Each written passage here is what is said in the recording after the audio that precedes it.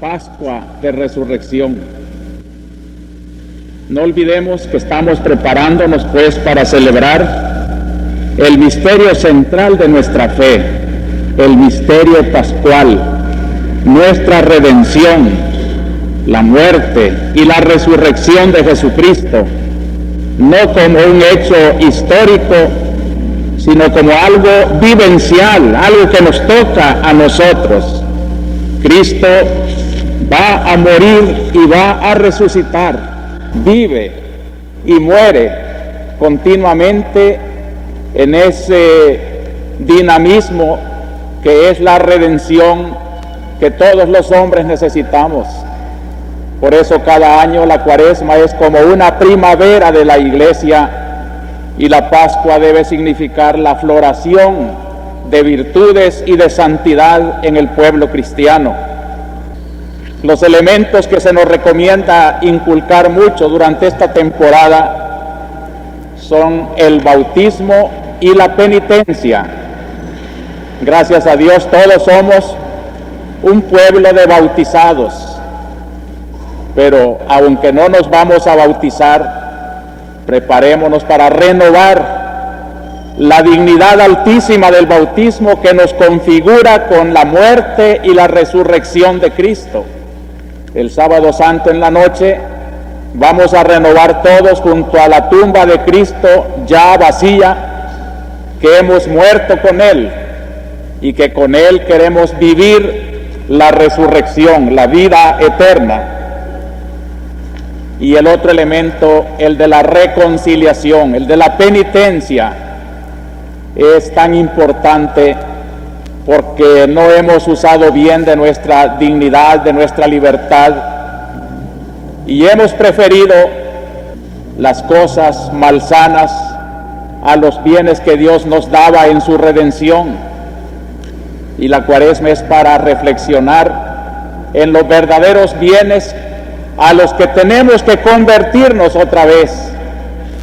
Y de parte de Dios, como el padre del hijo pródigo que se acaba esperando a los hijos que retornan.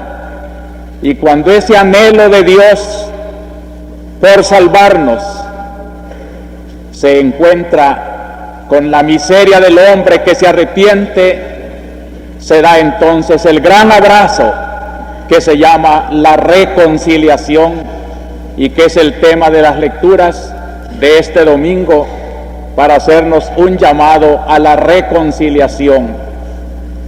Yo pienso, hermanos, qué providencial este mensaje de Cuaresma en su llamamiento a la conversión y sobre todo en su llamamiento de reconciliación en un ambiente verdaderamente necesitado como nunca de reconciliación. Hay mucha violencia, hay mucho odio, hay mucho egoísmo. Cada uno cree tener la verdad y echarle la culpa de los males al otro. Nos hemos polarizado. La palabra ya corre corrientemente como una realidad que se vive sin darnos cuenta. Cada uno de nosotros está polarizado, se ha puesto en un polo de ideas intransigentes, incapaces de reconciliación. Odiamos a muerte. No es ese el ambiente que Dios quiere.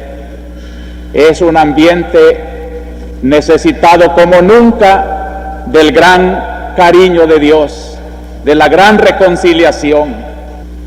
Yo les invito, hermanos, como pastor, a que escuchen mis palabras como un eco imperfecto, tosco, pero no se fijen en el instrumento, fíjense en el que lo manda decir el amor infinito de Dios. Conviértanse, reconcíliense, ámense, hagan un pueblo de bautizados, una familia de hijos de Dios. Quienes creen que mi predicación es política, que provoca a la violencia, como si yo fuera el causante de todos los males en la República, olvidan que la palabra de la Iglesia no está inventando los males que ya existen en el mundo, sino iluminándolos. La luz ilumina lo que existe. No lo crea. El gran mal ya existe y la palabra de Dios quiere deshacer esos males y lo señala como una denuncia necesaria para que los hombres vuelvan a los buenos caminos. Hermanos, yo voy a sacar de las lecturas de hoy el tema precioso de la reconciliación y voy a titular así la homilía de este domingo: la reconciliación de los hombres en Cristo es el proyecto de Dios para la verdadera liberación de los hombres y de los pueblos. Y yo les suplicaría que se fijen que este es el núcleo de la predicación. Si después tengo que informar cosas de nuestra realidad eclesiástica y nacional, no es eso lo principal.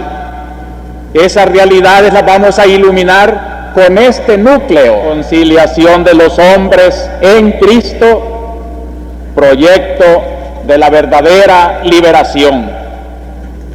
Y los tres pensamientos en que voy a desarrollar esta idea serán estos. Primero, la historia de Israel es un proyecto de reconciliación.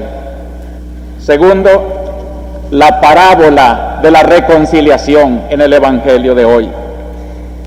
Y tercero, la reconciliación de los hombres en Cristo sigue siendo el objetivo de la Iglesia al ofrecer su colaboración en la crisis del país. No puede ser otra la misión de la Iglesia que la que Cristo trajo al mundo: reconciliar en sí a todos los hombres. Primero, pues, la historia de Israel es un proyecto de reconciliación. Es necesario tener en cuenta esa primera lectura de todos los domingos de Cuaresma. Es un capítulo del Viejo Testamento. Es la historia sagrada, la que preparaba la redención, la que depositaria de Dios iba llevando a los hombres las promesas de redención. Si queremos conocer la redención, es necesario conocer el Viejo Testamento, la voz de los profetas, las promesas de Dios a los patriarcas, las iniciativas de Dios, las gestas de aquel pueblo.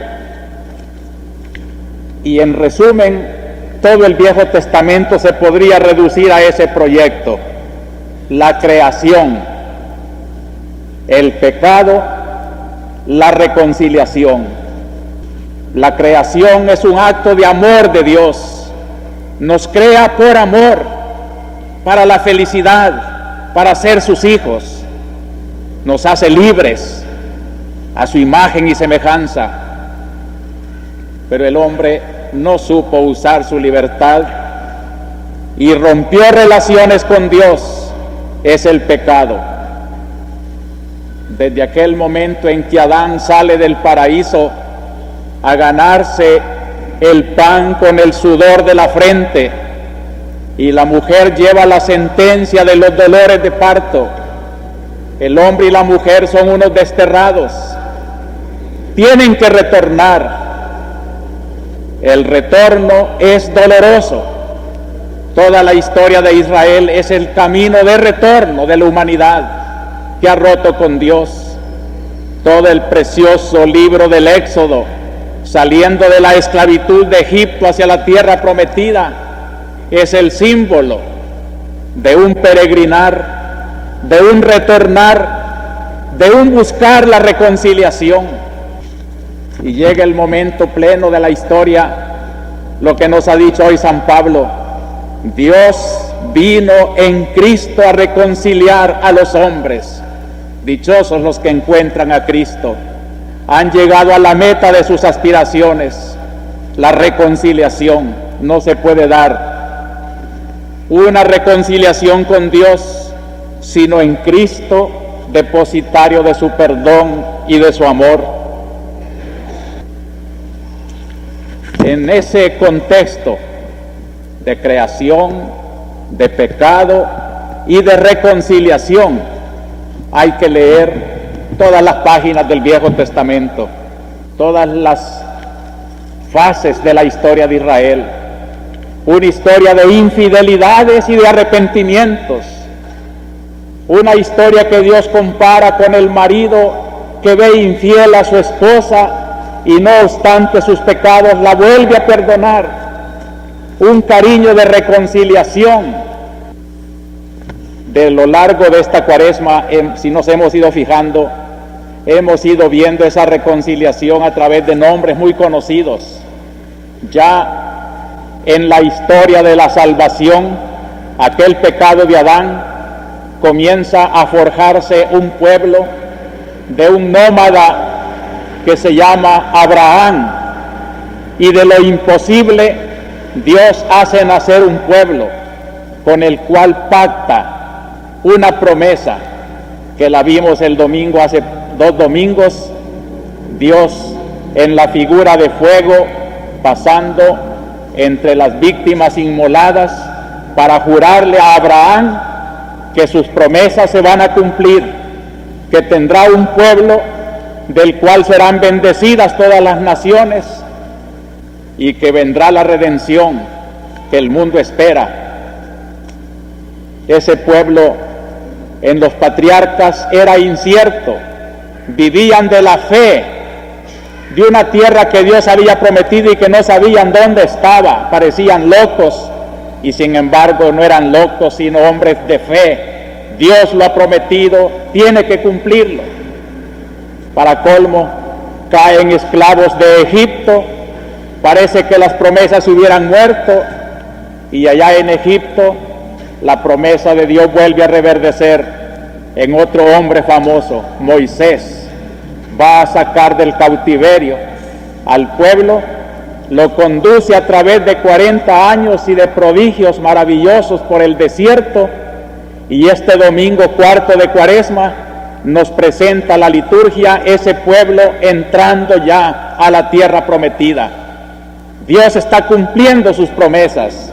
Este domingo es para celebrar con los israelitas que Dios tarda, pero llega.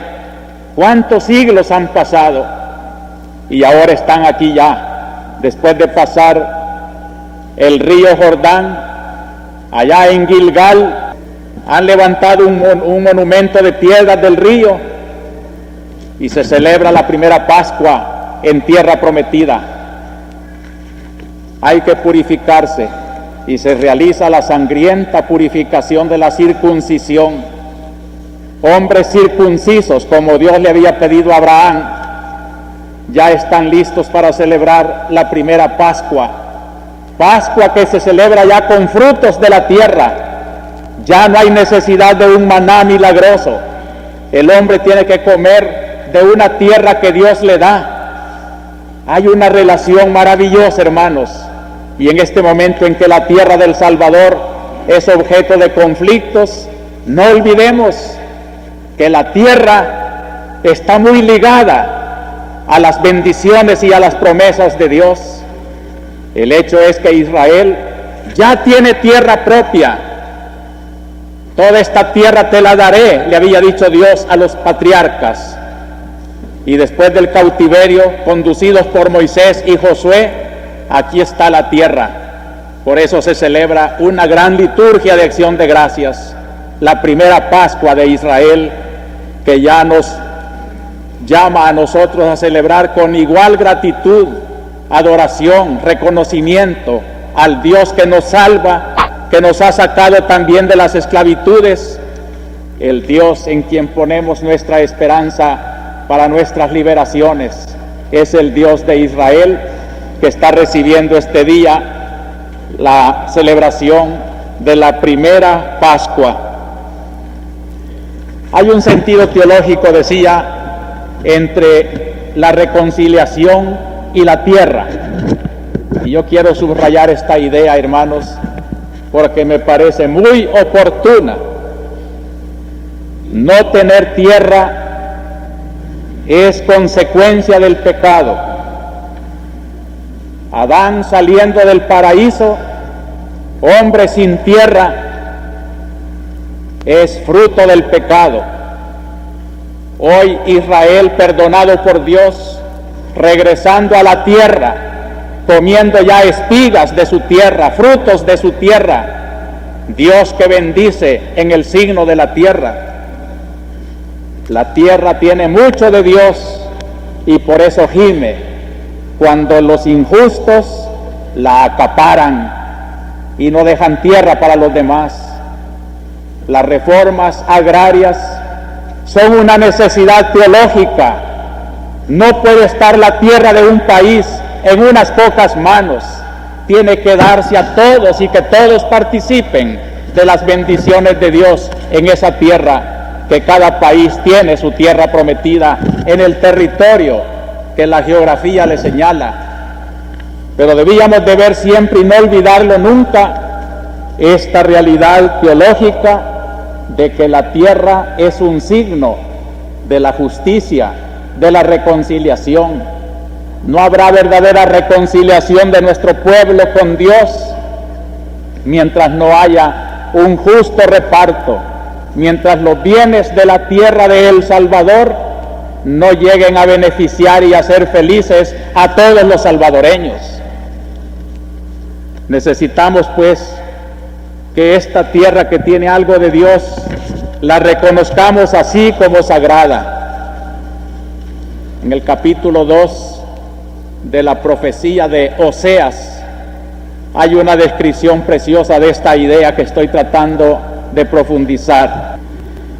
Dios se queja de Israel infiel y la infidelidad se manifiesta en que se ha olvidado que de Dios ha recibido la tierra y los frutos, y la compara a la nación traidora como una esposa que se ha prostituido y que anda haciendo uso de sus galas, de sus adornos, olvidándose que su esposo se los puede quitar.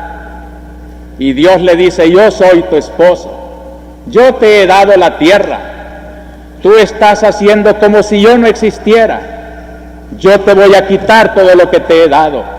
Y cuando te sientas así, desnuda, desordenada, con tu propia miseria, te darás cuenta que todo te lo he dado yo y volverás y te recibiré con amor. Esta es la ternura de Dios, incansable en perdonar, incansable en amar. Pero este Dios quiere que los hombres comprendamos que los bienes terrenales hay que usarlos para acercarnos más a Él y para vivir la reconciliación. Parece a este capítulo de Oseas un capítulo precioso de las confesiones de San Agustín, cuando cuenta sus devaneos de pecador y su conversión. Qué loco era yo, dice San Agustín. Buscaba la hermosura que yo veía en las criaturas y me olvidaba que esa hermosura Dios se la estaba dando, y quería yo esa hermosura contra ese Dios, y me olvidaba que el Dios que daba esa hermosura es el Dios que yo llevaba por dentro, y vivía fuera de mí, olvidándome que adentro de mí tenía toda esa verdad, toda esa belleza, toda esa riqueza. Qué maravillosa descripción del pecador. El pecador es el hombre salido de sí y que no encuentra en sí mismo lo que lleva de Dios, y por eso lo busca desordenadamente, prostituyendo las cosas, olvidándose que todo viene de Dios. Ah, si se tuviera en cuenta que las fincas, las haciendas, los ganados, las cosas, Dios les está dando el ser, no se usaran como instrumentos de explotación, no se usaran con injusticia y con egoísmo, se usaran como en esta ceremonia de la Pascua de Gilgal, cortarían las espigas y alabarían a Dios que les ha dado tierra y les ha dado fruto de la tierra, y compartirían con sus hermanos en una verdadera fiesta de Pascua la reconciliación de los hombres en torno de los frutos de la tierra, la reconciliación en vez del pleito.